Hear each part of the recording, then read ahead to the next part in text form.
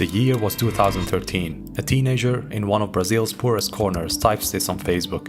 I need a job. I wish I had someone to love me, not use me. I just wanted some peace. These were just the honest cries of a man searching for a way out. His family was poor, and he lived in a wooden house that flooded when rain came. He wasn't supposed to make anything of his life, but a year later, he made a choice. He wrote, "I think I'll start going to the gym to become a fitness guy." Those who know me know what I'm talking about, but those who knew him had no idea what he was truly talking about, because nobody could have predicted that just 7 years later, Ramon Dino! that same kid would stand at the center of the biggest stage in bodybuilding, going toe-to-toe with the best in the world. That the boy begging for a job would not just become a champion, but a millionaire with a whole country behind him. He didn't just get a job, he built an empire. He didn't just find love, he became the pride of a nation. This is the story of how two completely different realities can exist in one lifetime. This is the story of Ramon Dino. You think you have a limit. As soon you touch this limit, something happens and you suddenly can go a little bit further.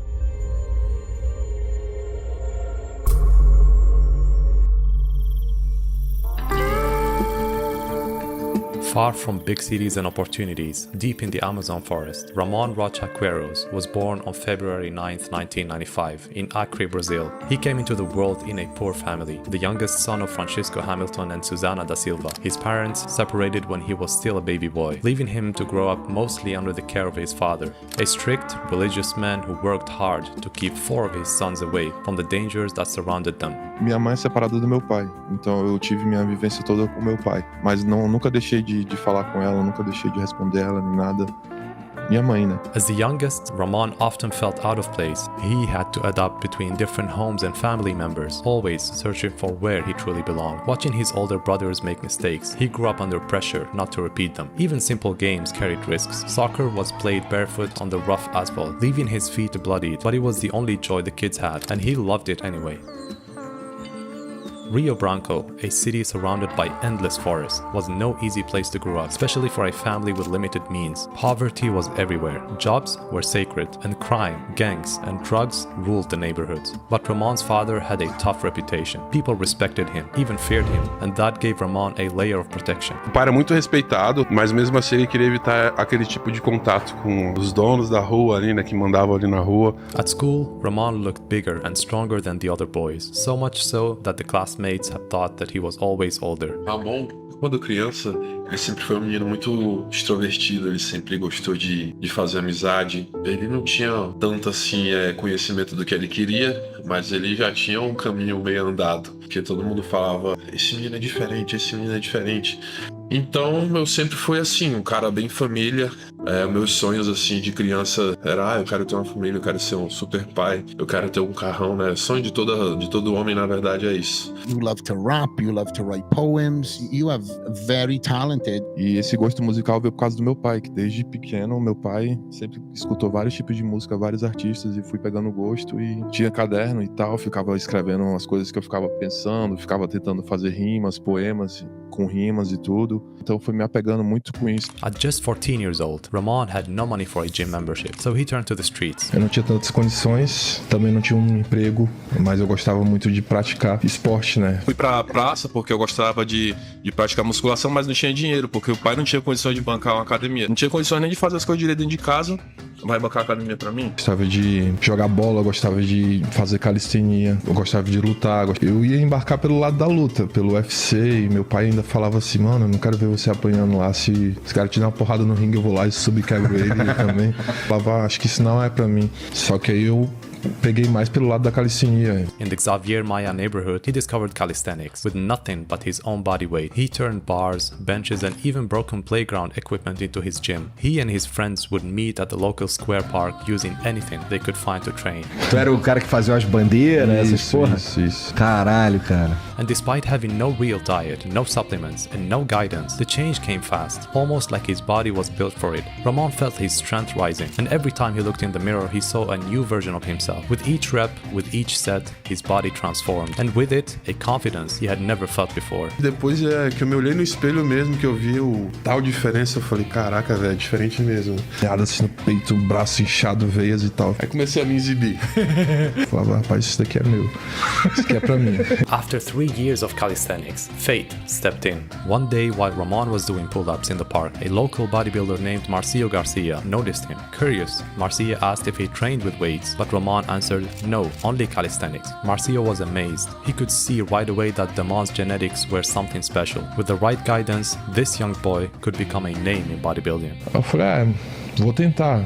Você me ajuda aí? Marcio suggested that Ramon try weight training. A sport was still almost unknown in Brazil at the time. But with great training comes another challenge, food. And that's why I want to talk to you all about today's sponsor, Cal AI. You know the hardest part about any fitness journey isn't the gym, it's the kitchen. Tracking every single calorie like it's a full-time job. And honestly, it gets annoying real fast. That's where Cal AI makes life easy. All you need to do is take a picture of your food and the app breaks it down for you. Protein, carbs, calories, fats, all in seconds. No need to waste 20 minutes typing and weighing every ingredient like you're running a lab. From my experience, it's super accurate, but I always double check and edit ingredients to catch anything missed. If you want more control, the app has a full food database. You can search any food, adjust portions, and track it right into your meals for the day. It updates your calories on the homepage instantly, so you always know where you're at. And my favorite part? The barcode scanner for those quick late-night snacks. Honestly, it makes tracking so easier that sometimes I feel like my own coach. So stop guessing and making nutrition harder than it needs to be. Give it a shot yourself. Scan the QR code on screen or click on the first link in the description and use the promo code GNATION20 for a 3 days free trial. You'll be supporting the channel too.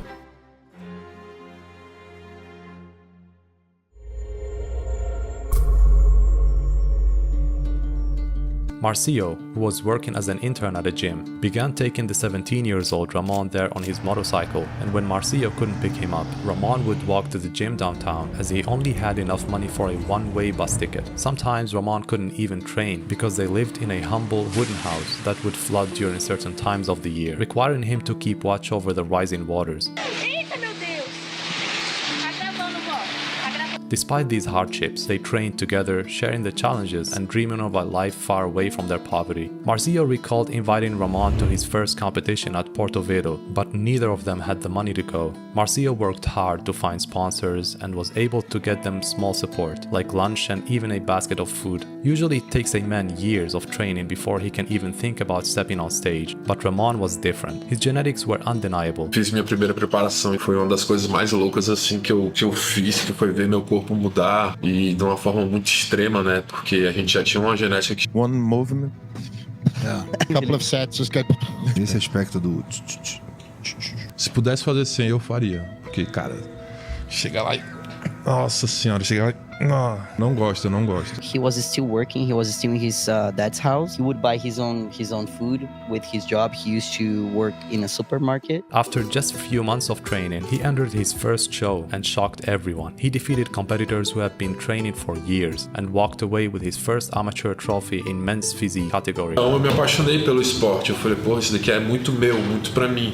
Unfortunately, Marcio then had health problems and could no longer train, and Ramon had to continue his training on his own. The following year, he proved himself again, and this time winning another title, becoming the best Brazilian amateur bodybuilder and earning the chance to compete at the 2018 Amateur Olympia in Brazil. Preparing for the show was the hardest test of his life. No sponsors, no job, no money. Just a dream. He survived prep with nothing but rice for carbs and eggs for protein. Meal after meal, day after day. It was the bare minimum. But his love for bodybuilding made it enough. It gave him the purpose, something to fight for, and something that carried him through the struggle. And when the lights finally hit the stage, all the sacrifice showed. Ramon dominated the Amateur Olympia and earned his pro card at just 23 years old. Batalhamos pra caramba pra chegar aqui. Eu vim de muito longe, gente. Muito longe, passando dificuldade. Não que nenhum aqui passe, mas eu sei que cada um tem a sua batalha do dia a dia, mas essa foi a minha, mano, e tá aqui, ó. Vim de Rio Branco, Acre. O Acre existe, galera.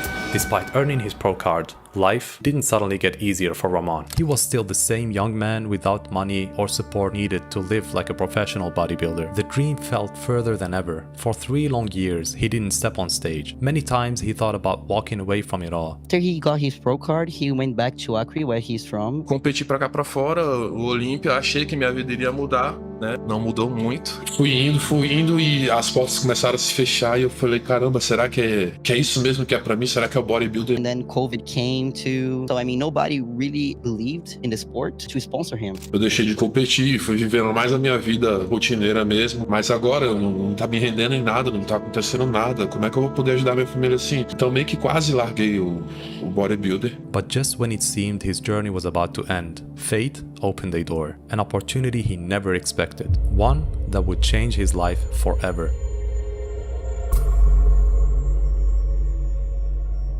In 2020, Ramon was invited to join a reality show called Bansal Maromba, created by a fitness influencer, Thiago Toguro. Toguro.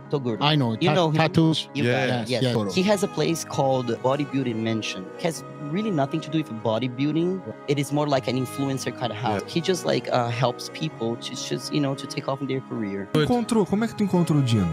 Internet, mandei mensagem pra ele, falei, mano, eu vi um perfil bacana, ele tinha uns 40 mil seguidores, já uns 30, 20, sei lá. Quando surgiu a oportunidade, quando o Toguro me chamou pra vir pra São Paulo, eu ainda não tinha botado tanta fé, né? Eu falei, poxa, é uma oportunidade. And he was, of course, very afraid that it didn't work in São Paulo. He was like, if it didn't work, what I'm gonna do, I'm gonna just go back to Acre. I'm not gonna do anything. You know what I'm saying? Like, I'm not gonna bring anything to my family. And sometimes he said he would cry, miss his family. Because imagine for you to leave such a small town and go to like a huge city like that by yourself. Assim que eu conheci o Toguro me apresentou várias pessoas. At that time, almost nobody knew his name, but this project, followed by millions, gave him a stage he had never imagined. Inside the mansion, Ramon not only gained visibility, but also found something far more personal: love. It was there that he met Vitória, a young woman who would later become his wife and the mother of his children. Você se apaixonou pela minha nega. E constituiu família. Ela me aceitou feio pra caralho, mano. Eu cheguei, eu tava feio pra cacete, tá, mano?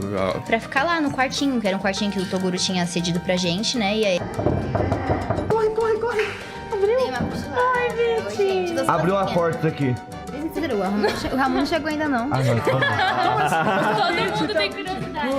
E desde lá a gente tem o nosso romance até hoje, graças a Deus. For someone who had almost given up on bodybuilding and had been searching for love his entire life, finding both purpose and love under the same roof was something he never imagined. But perhaps the most important connection came when Ramon met Renato Cariani, one of the most influential voices in the Brazil fitness world, a man who would play a massive role in shaping his career. Não é exagero. Quantos anos você tem, garoto? 25 anos? Em fevereiro agora. Você mora no Acre, né? Moro no Acre. Você fez toda a sua preparação com arroz e ovo. Arroz e ovo, era o que tinha. Arroz e ovo. Era o que dava, era. Arroz e ovo, cara. Eu disse pra você, uma vez numa conversa particular, que eu tenho um sonho. Um sonho no bodybuilding, um sonho no esporte, que ainda vou realizar. Você, garoto, merece uma oportunidade. E eu vou te ajudar sim. Eu vou te ajudar. Pode deixar.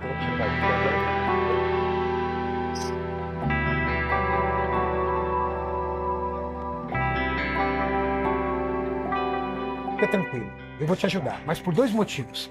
Primeiro, porque você é merecedor. Porque um cara ser campeão do Mr. Olympia com arroz e ovo na sua preparação inteira, 3, 4 meses comendo arroz e ovo, é muito, mas é muito merecedor. Segundo, porque o Brasil precisa de atletas como você. O Brasil precisa de uma representação à altura no bodybuilding. Você é fã do Cristiano Ronaldo? Você é fã de Neymar e Companhia Limitada? Eu sou fã desse garoto aqui, ó. Porque esse garoto se tornou profissional com arroz e ovo. Garoto, eu vou te ajudar. Eu tenho um projeto pra você. Fica tranquilo, a gente vai conversar. Toguro, você é foda. Um olheiro danado, um olheiro danado. Encontrou mais uma pérola do fisiculturismo. Obrigado, Toguro. Sou grato, viu? Everybody wanna see me stop. Breaking down walls, no sheetrock. Hot boys steaming off top like teapots. Hey, yeah, y'all want smoke, then get hit with a detox. Coast to coast, been a pro, shoot knee locks. Y'all don't rap, the bars beat those cheap shots. Fuck it, I came through blazing. Call me Kanye, West Craven. Been a villain, I don't need no praising. No cape, I don't do no saving. Hey, shit, look what you made them. Took everything, look what you gave them. I don't do no handouts, bitch, I'ma stand outside till the After months of hard work with Renato, Ramon made a remarkable return to the stage at the 2021 IFBB Europe Pro, where he placed second. Leading the charge, team full of dogs, sinking our teeth in them, rip them all apart. Yes, he didn't win, but for Ramon it felt like a victory. Not only was it his pro debut, but he also earned the qualification for the biggest show in the world, the Mr. Olympia. It was an incredibly emotional moment for both him and his team. Hoje você se apresentou para os árbitros, eles não te conheciam. Eles vão sair daqui sabendo que lá no Brasil tem um menino que veio do Acre para buscar um mundo inteiro. Você começou lá fazendo barra fixa no parque, comendo arroz e ovo, como um monte de gente que acompanha esporte tá lá fazendo agora e sonhando. Cara, você é merecedor demais. And just days before the Olympia, Ramon received the most important news a man can get, the birth of his son.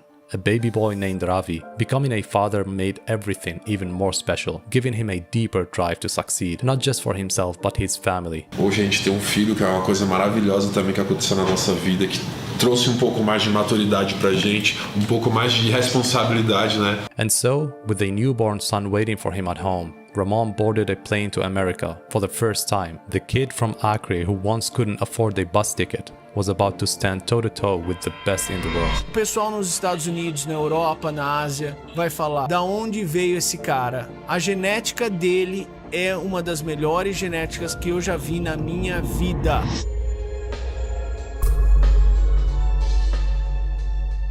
Going to his first Olympia, Ramon's new coach Chris Aceto said that Ramon arrived just 12 hours before the show and he was stuck at the airport for days, and also said that Dino was prepping strictly off of airport food, which was crazy. Yet when he finally stepped under those lights, Ramon was unshaken, confident, focused. Just as Toguro had once given him the chance to be seen in Brazil, the Olympia judges gave him the chance to be seen worldwide when they called his name to stand next to Chris Bumstead. That moment changed everything. Nobody expected it, but Ramon matched the reigning champion in size and presence. The crowd erupted. He placed 5th, and the world had witnessed the arrival of a new contender. The only things left to refine were his back, posing, and classical presentation. After the moment passed, there was no time to rest. A new responsibility was waiting, and Ramon knew his journey was only just beginning. He immediately set to work, aiming to qualify for the next Olympia. He competed in Brazil and earned the qualification when he won the title of the IFBB muscle contest by beating another Brazilian idol, Gabriel Zancanelli. And just look at how popular he is now.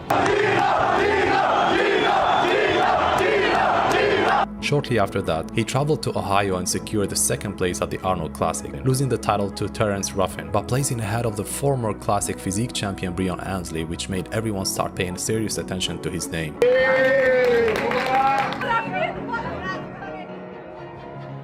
In the 2022 Mr. Olympia, Chris Bumstead confidently stepped on stage, comfortably making weight. But for Ramon Dino it was a different story. On the day of the competition, Ramon faced a life-threatening challenge. With his off-season weight reaching around 254, Ramon had to weigh no more than 222 pounds to stay in the category. That meant cutting a massive 30 to 35 pounds before stepping on stage. His coach revealed that they had to rush him into a room and expose his body to extreme heat in a desperate attempt to make weight. Dehydrated, exhausted, Ramon was pushed to his limits, coming dangerously close to collapse just to step on stage. Tenho certeza que ele vai surpreender. Sempre surpreende, né? But as expected, Ramon's physique was noticeably improved. His presentation, his conditioning was flawless, with added thickness to his back, strong legs, and the signature vacuum pose, making him stand out in the lineup. Even Chris Bumstead could see that Ramon had become his main rival, and the direct comparison between the two gave Ramon a chance to prove it. This moment between the two brought a fresh energy to the Mr. Olympia stage, bringing a competition back to life again. Ramon was at his best, but so was Chris, who went on to win his 4th title that night. And still, Classic Physique champ, 4-time Olympian, Chris Bumstead.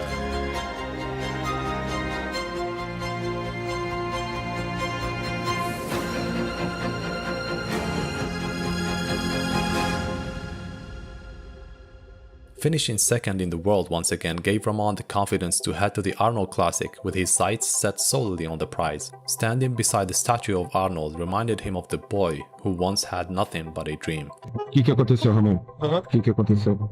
Caiu um cisco aqui. Mas um sonho realizado. Há menos de 2 anos atrás, eu morava no Acre. Nunca imaginei que um dia eu chegaria aqui.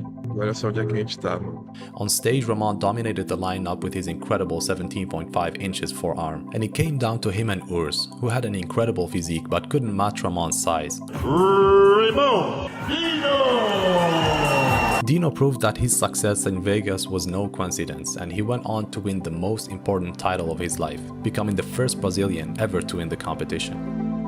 Thank you for inspiration, for the motivation, your stories. Oh, shit's crazy, my man. Shit's crazy. Congratulations. That's real. I'm very proud of you. My favorite physique on the planet is Ramon Dino. If I could look like anybody on the planet, I want to look like Ramon. When he returned home, he was no longer just Ramon Dino the competitor. The victory turned him into a symbol of hope, a hero for millions in Brazil who saw themselves in his struggle. In a country where most people live below the poverty line, life is often a fight just to get by. Yet Brazilians carry something unique. They live like brothers, they share what little things they have, and they celebrate life with music, football, and laughter, even in the hardest times. It was in that same spirit of resilience and joy that Ramon found a second family, and for the first time he felt that his dreams and his heart were finally in the right place. But there was no prouder man than one living far away in Acre.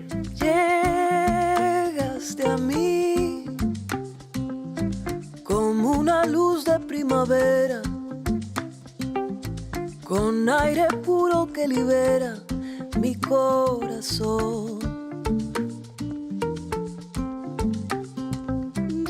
Qual a mensagem que o senhor quer mandar para o seu filho hoje? Que ele continue firme, não desista. Ele sabe que o pai dele nunca desistiu de nada. Verdadeiro amor por ti. Faça pela sua família, lute por eles.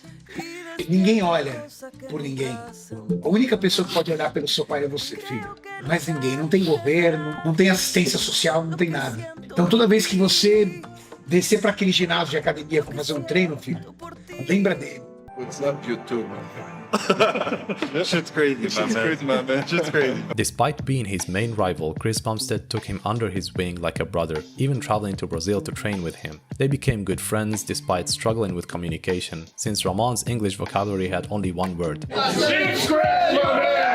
He's like the nicest guy ever. He couldn't speak English, so he's just like, shit's crazy, my man, shit's crazy. It's pretty cool to watch because people would expect you would hate each other. Big pimp.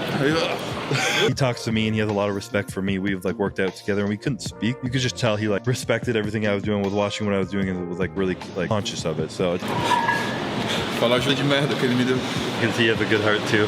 There's a reason why he's number 2, but while I'm here, he can say number 2. You know, me and Ramon, I think we set a good example by respecting each other, and he pushes me to be better every single day. You can have assholes competing against you, but it's a lot more fun to have friends you compete against with good hearts. However, the friends had to face off once again at the 2023 Mr. Olympia. See you tonight? See you tonight. Yeah, see you tonight. See you too.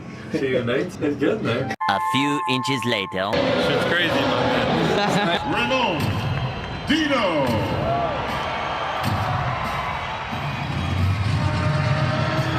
Ramon Dino brought the shape of his life, while Chris wasn't at his best, struggling with injuries that held him back. Ramon had put in the work, addressing the feedback from the previous year. His physique was more than refined, his posing sharper, and his overall presentation stronger. The stage was set for another memorable showdown.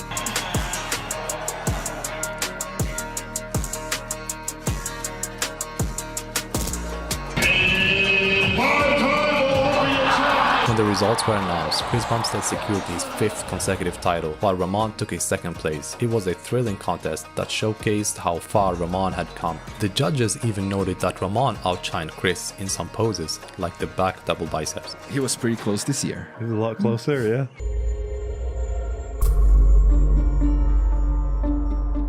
Again, Ramon grew more confidently after his recent success, but this time his overconfidence cost him his crown. At the 2024 Arnold Classic, Wesley Vissers, who had placed 7th in the Mr. Olympia just months earlier, knocked him down. Vissers appeared significantly larger than Dino, and Ramon's poses presentation didn't match up this time. Ramon knew he had to improve before the Olympia, and from the training clips he shared online, it looked like he had done just that. His physique was sharper, fuller, and fans began to believe this could finally be the year he dethroned Chris Bumstead. He's going to kick your ass this year. He can try. He's got the mustache now. He kind of looks like an evil Frenchman though, with it twirled up. At the press conference, he stood tall, calm, and more confident than ever. Even his English had improved. Bro, this year, bro, you... Over for you, bro. Don't touch me, bro. Don't touch me, bro. But when the big day arrived, everything changed. Under the bright lights, Ramon looked smaller than expected. His legs lacked fullness, his conditioning wasn't as crisp, and stress began to show. Sweat poured down so heavily that his tan started dripping, a nightmare for any bodybuilder on stage. Classic physique had become one of the toughest divisions in bodybuilding. The judges wanted more than just size. They wanted symmetry, shape, and conditioning. With athletes like Mike Sommerfeld and Urs Kalinski stepping up their game, Ramon's off-conditioning cost him dearly. He finished 4th, which considering the circumstances was actually a good result. Meanwhile, Chris Bumstead once again defended his throne, winning his 6th Classic Physique Olympia, and in that same moment, he stunned the world by announcing his retirement, leaving behind an open throne and the question, who will rise next? Now with the year 2025 upon us, the Classic Physique division stands at a turning point. Ramon is once again at the spotlight. He has been shown an impressive physique online, looking sharper than ever, and the fans had already been buzzing about what he could bring to the Olympia stage this year. The battle ahead promises to be one of the most unpredictable in years. If you're not doing the show, who wins the Classic Physique? Ramon. And Ramon looks even bigger this year, so I think he's going to have even a harder time, making a cut. I do not believe Ramon is going to make weight. I don't think he's making weight.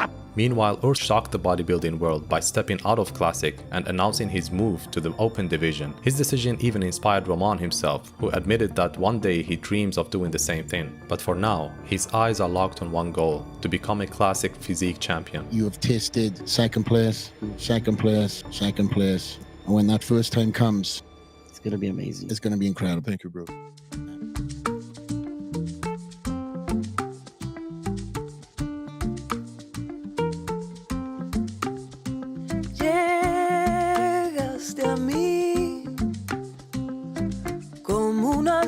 Primavera, con aire puro que libera mi corazón. Llegaste a mí. E como é que é pra você? Como é que foi pra vocês a saída do Ramon? Trabalhei 3 anos de office boy em São Paulo e eu vou te falar ali, perigoso. Eu sempre aqui com o coração bem assim apertado. Eu vi ele campeão do Olympia. Tempo porque eu sei que ele pode chegar lá. Very good. I'll be back.